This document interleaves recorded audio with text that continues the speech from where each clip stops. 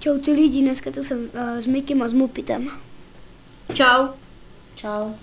Dneska natáčíme všichni přes Fraps.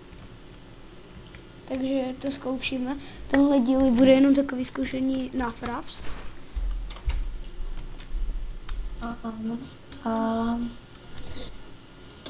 Toto jsme dneska stavěli.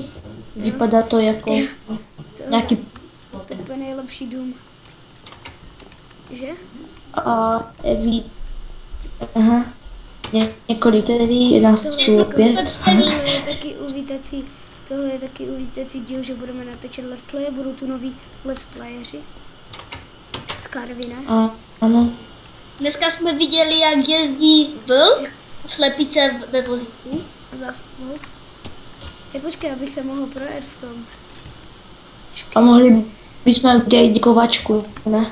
Pani, já nemám vozík. Doufám, že budeme mít o nějakých videí hodně odběrů. Pitbull? Nezapomeňte dát odběr a like.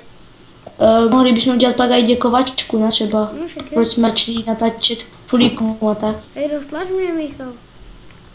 Jo. Hej, to nejde, že? Maťa, dej Bčko. Ty jsi jak bublí. Bčko máš dát. Já jdu jezdit. Počkej, Michal. Mě to ujelo. Hej, normálně, já to mám bugnuté. To je úplně... Já nemám vozík. Mě někdo ukradl vozík. Já už jedu. Co? Vozík jsem tu potkal. A mi ujel. Díky, já už jedu. Takže tohle dám na kanál Minecraft Pitbull. Jenom takovou uvítačku. Protože Už mě jedu. Spíš budou natáčet Miky a ještě ten Mupit, protože mě se to tak strašně laguje, že normálně nemůžu natáčet. Ty jsi mi to rozbil, ty hajzli. Já normálně bouchám kolem sebe, protože já mám Omlouvám.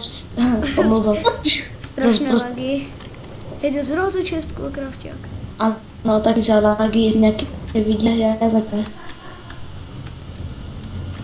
Tak já už to ukončím a jdu to hadit na YouTube, to bude v první.